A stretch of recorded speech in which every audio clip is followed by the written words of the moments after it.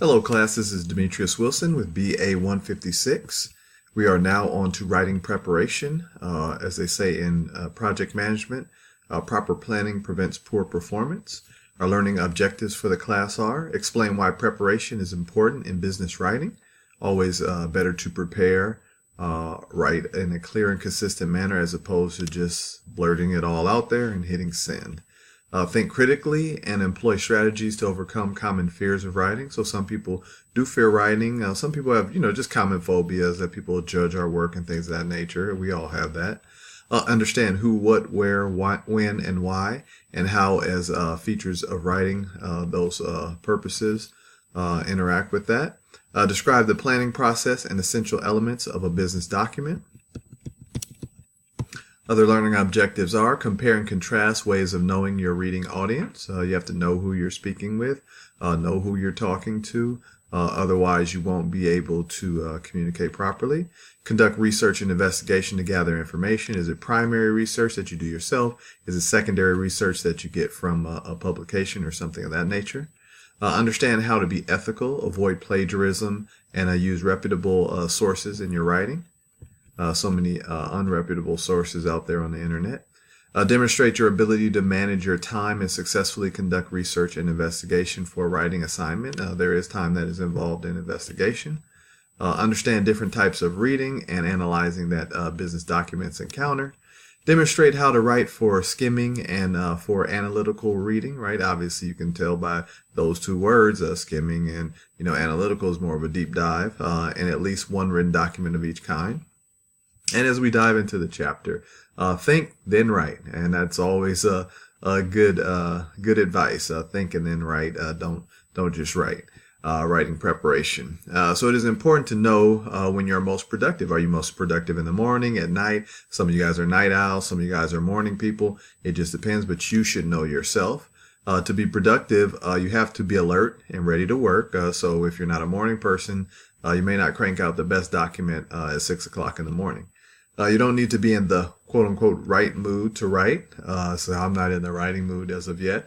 You just need to get it done. The ability to concentrate is important in writing, so you have to focus on a specific detail. You want to think critically, and don't be so harsh on yourself, but think critically and be able to be objective with your work. Critical thinking, self-directed, self-disciplined, self-monitored, and self-corrective thinking. Like I say at work, I will act the same and produce the same amount of output whether the CEO is there in the office or not in the office. It should always be the same. It requires established standards and attention to their use, effective communication, which is what this course is all about, problem solving, willingness to acknowledge and address your own tendency for confirmation bias, egocentrism, and sociocentrism. And with them, we have to look internal to see how to fix those things. We all want to agree with whatever the poll is that agrees with what our side and our views are. But are you able to look at both sides of the coin without any bias? Effort and persistence, obviously, are very critical as well.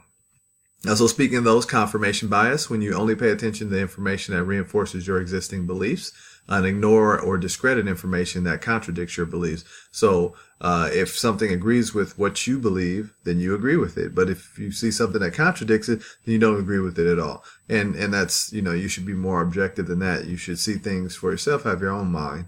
Egocentrism, the use of self-centered standards to determine what to believe and what to reject. It's not always all about you. And sociocentrism involves the use of society-centered standards. So that's like, basing what you believe on exactly what society says and what the overwhelming majority of people in society say. Overcoming fear of writing. People often fear the writing process because of three main reasons: negative orientation, risk of failure, right? I feel like I'm going to send this out. Everybody's going to laugh at me or hate me.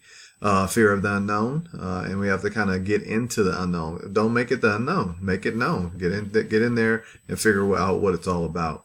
Negative orientation. If you have a negative orientation toward writing, admit it to yourself and fix it. Seek ways to develop your skills in ways that will demonstrate measurable gain and lead to positive affirmation. Surround yourself with resources that will help you reach your goal, not those that will commiserate with you in the fear of writing. Seek out assistance from those whose writing has been effective and well received, right? So those people can write those, very clean and crisp documents, consult them. There's a risk of failure. Let go of your desire of perfection. Sometimes, people have that. I know I had that in sports. It's like, hey, should I shoot this shot, with the fear of missing the shot. So the fear of missing the shot takes over, the confidence of being able to make the shot. And that's why some athletes end up faring better than others, because they don't worry about that fear. They keep going. Law of averages. If I keep shooting, I'm going to, start making what I should make. And you have fear of the unknown. Like you said, make the unknown known, and then there's no fear involved anymore. A planning checklist for business messages. So determine your general purpose. Who's it for? What is it for? When is it going to come out? And how long will it last? Where and how? Email, memo, written memo, video, and why. They say it's optional, but you should definitely know why you're sending something out. You shouldn't just be going through the motions at work. Determine your specific purpose and make sure your purpose is realistic, right? If you don't have a purpose, then you probably shouldn't be doing it. And if your purpose is not realistic, then you probably shouldn't be doing it either. Make sure your timing is appropriate, right? Somebody had a family member just pass, and you don't want to send them a business communication that says, I'm going to, have you take over a whole new department. You need to have this fixed by tomorrow. Make sure your sources are credible. Like I said, a lot of uncredible sources on the internet. Make sure the message reflects positively on your business, right? It shouldn't be, something that's sent out that puts your business in a negative light. Determine the audience size. And sometimes if the audience is really, really small, then you can, be very specific in regards to, items that are closely related to each of those individuals. But if the audience size is huge, then it's just a real general message. Determine the audience composition, right? Is it like 90% males and 10% female, or is it 50-50, right? You should know these things before you actually start on your business document. Determine audience knowledge and awareness of the topic, right? So if they aren't very aware of the topic, then you probably should give them some type of education throughout your communication. And if they're very aware, then you can kind of jump right into things. Anticipated probable responses. You don't want to get up there and just guess what questions they're going to have. You should know what questions they're going to come out of the box with, and you should be able to answer those questions. You should have them already in your questions already in your head, and the answers already in your head as well. Select the correct channel. Is it an email? Is it video? Is it a meeting? Make sure the information provided is accurate, ethical, and pertinent. Making writing manageable. So you want to narrow your topic, right? It doesn't want to be about everything. You can talk about life and world peace and everything else and yoga, right? You have to narrow your topic, right? We're going to talk about this specific thing. Focus on your key points, plan your investigation for your information, right? Like I said, looking for primary and secondary sources of information. Be sure to stay organized. If you're not organized, no one will understand or know exactly what you're talking about. And ethics, referring to this as well. Laws governing how the company can and cannot conduct business apply to business writing. Right? You want to send out the wrong thing, internally or externally, actually. Giving credit to your sources. Plagiarism, taking someone else's work and representing it as your own. We know that happens a lot. Copying material verbatim and paraphrasing it and its wording. Taking ideas without giving credit to the source, right? People just want credit that you're using their ideas in their writings. Challenges of online research, and we all run into this, even myself. The internet can be a difficult place to get information you actually need. When you're looking for a specific kind of information, relatively general searches can lead you far, far away from your desired result. It only leads you to what that search wants to lead you to, depending upon who's doing that search engine optimization. A meta search returns search results from several search engines at once.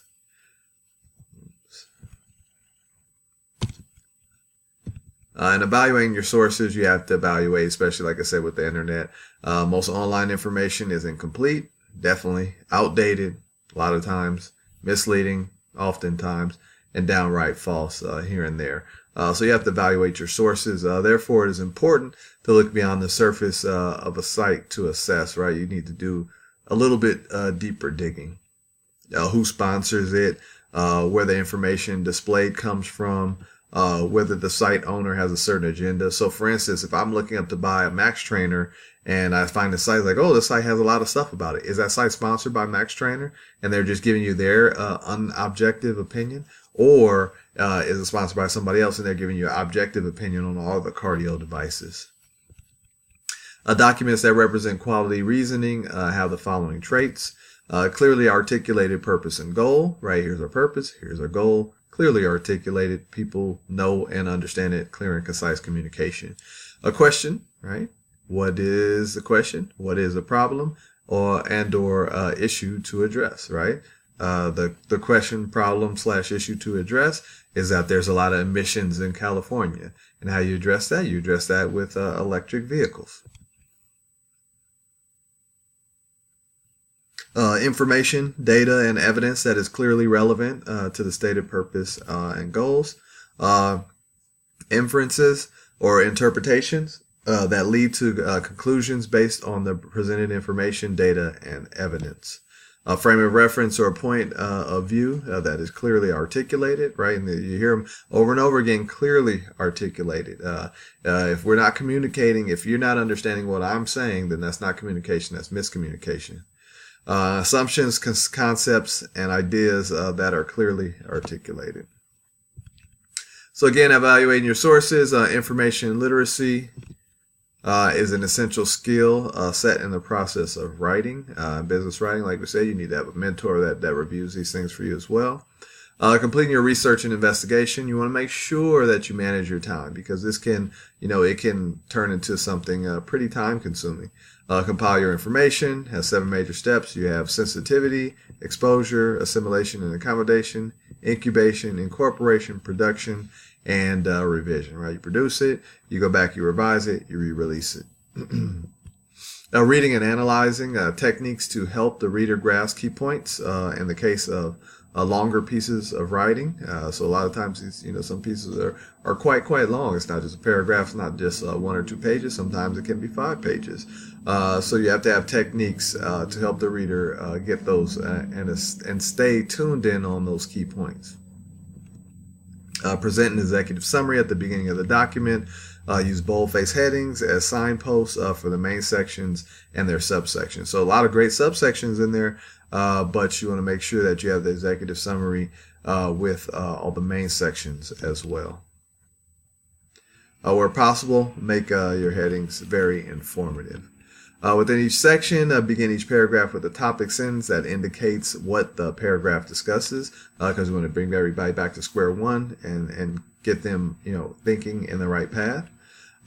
When you have a list of points, questions, or considerations, format them with bullets rather than listing them in sentences, right? So bullet point, like these, that are right over here, as opposed to just listing those 2 things out in sentences. Conclusion should be clearly presented at the end of the document, so that person should know and have a pretty good understanding of what you're talking about, because this is a conclusion. And just like that last slide is the conclusion of chapter 5. So that's it. Make sure that you complete your lecture, which if you're watching this part, you already did. And read the chapter, complete your quizzes, or your quiz, quizzes is correct, complete your assignments, and make sure that everything's done in this module for chapter 5. So if you have any questions, comments, or concerns, please feel free to shoot me over an email. I'm always glad to assist. So thanks a lot, and hopefully you're all having a great day.